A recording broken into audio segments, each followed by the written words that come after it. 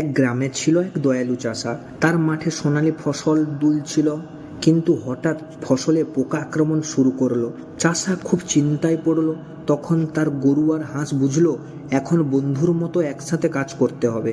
গরু বলল, আমি মাঠে দাঁড়িয়ে জোরে হাম্বা ডাকবো, তাতে পাখি আর বড় বড় পোকা পালিয়ে যাবে। হাঁস খুশি হয়ে বলল, আর আমি জমির চারপাশে পানিতে নেমে ছোট ছোট পোকা খেয়ে ফেলবো, এতে ফসলও বাঁচবে, আমার খাওয়ারও হয়ে যাবে। এভাবে তারা দুজনে মিলেমিশে মাঠ পাহারা দিতে লাগলো। গরু দাঁড়িয়ে গর্জন করে শত্রু তাড়ায়, হাঁস পুকুরে ও জমির ধারে ঘুরে ঘুরে সব পোকা খেয়ে ফেলল। কিছুদিন পর দেখা গেল ফসল একেবারে নিরাপদ।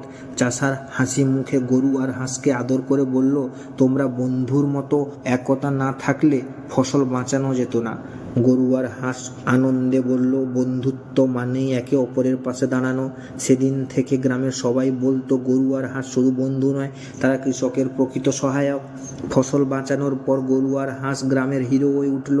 একদিন হঠাৎ আকাশে কালো মেঘ ঢেকে গেল, প্রচণ্ড বৃষ্টি নামলো আর মাঠ ভরে গেল পানিতে।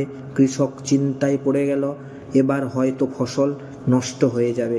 কিন্তু হাঁস হাসলো আর বলল, চিন্তা করো না, আমি পানিতে ভেসে ভেসে ফসলের চারপাশ পরিষ্কার রাখবো। গরু বলল, আমি মাটির শক্ত বাঁধ দাঁড়িয়ে পানি যাতে না ঢুকে সেটা পাহারা দেব। সারা রাত ঝড় বৃষ্টির মধ্যে গরু আর হাঁস একসাথে কাজ করে গেল। হাঁস পানিতে ভেসে পোকামাকড় খেয়ে ফেললো, গরু জোরে ডাকতে ডাকতে পশু পাখি তাড়িয়ে দিল। পরদিন ভোরে যখন সূর্য উঠল, কৃষক মাঠে এসে দেখলো ফসল অক্ষত, একেবারে সুন্দর সবুজ হয়ে দাঁড়িয়ে আছে। কৃষক আনন্দে কেঁদে ফেললো আর গরু ও হাঁসকে বুকে টেনে নিল। সে বলল, তোমরা শুধু আমার সহায়ক নয়, তোমরা আমার পরিবার।